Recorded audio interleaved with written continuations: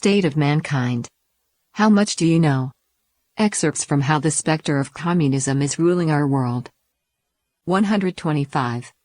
Communism, through its agents, repeatedly raises global problems and claims that these problems can only be solved through international collaboration and power structures, in order to ultimately establish a world government. Consequently, various countries are more and more restricted and regulated by a growing number of international treaties. As a result, national sovereignty is weakened. Many groups support international power structures of this sort, and although such groups are not necessarily communists, their claims are consistent with the intentions of communist goals, that is, to eliminate individual nations and establish a world government. A media personality said on Earth Day 1970, "Humanity needs a world order. The fully sovereign nation is incapable of dealing with the poisoning of the environment, the management of the planet, therefore, whether we are talking about the need to prevent war or the need to prevent ultimate damage to the conditions of life, requires a world government."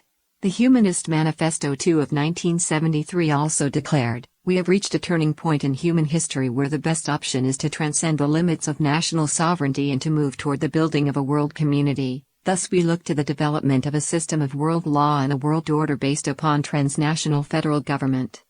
In fact, the establishment of the United Nations Environment Program was precisely because a group that advocated for a global confederacy in 1972 considered the environmental issue to be a world issue, and therefore called for the development of global solutions and the establishment of a global environmental protection agency.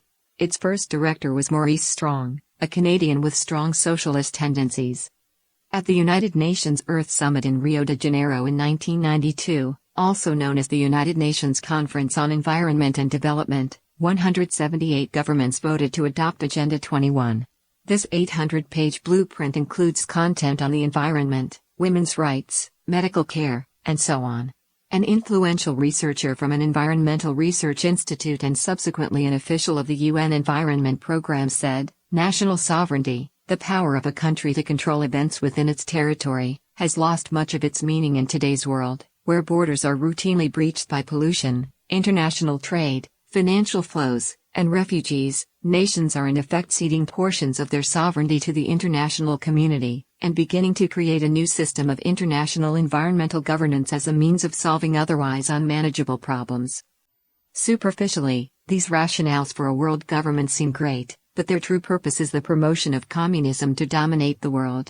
In Chapter 16 we detailed how communism also uses the claim of protecting the environment to advance its agenda. During Boutros Ghali's term as UN Secretary-General from 1992 to 1996, he initiated rapid advances in the UN's march toward world government. He called for the formation of a permanent UN army and was pressing for the right to collect taxes.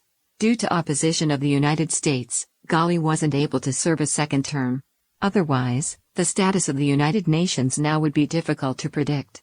Although communist regimes always refuse to interfere in the internal affairs of other countries, they actively participate in various international organizations, support the expansion of the functions of the United Nations, and promote the concept of global governance.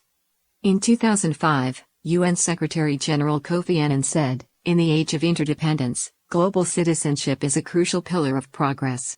Robert Chandler, a strategic thinker who worked for the U.S. Air Force, the White House, and various government departments, believes that Annan's so-called progress would destroy national sovereignty and open the way for a global civil society without borders.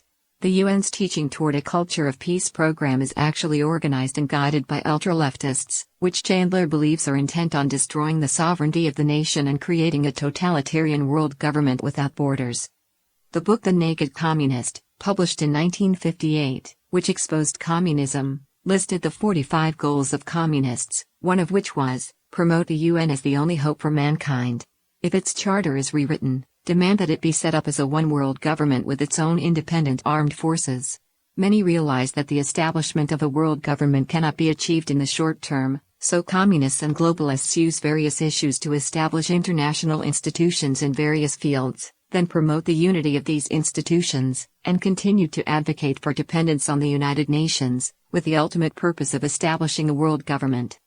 Advocating for a world government, deliberately exaggerating the role of the United Nations, portraying the United Nations as a panacea for solving all problems in today's world, All this is part of an attempt to play God and arrange the future of mankind through manipulating power. In fact, this is exactly the same idea as a communist utopia, a religion that people establish themselves, and the result is devastating.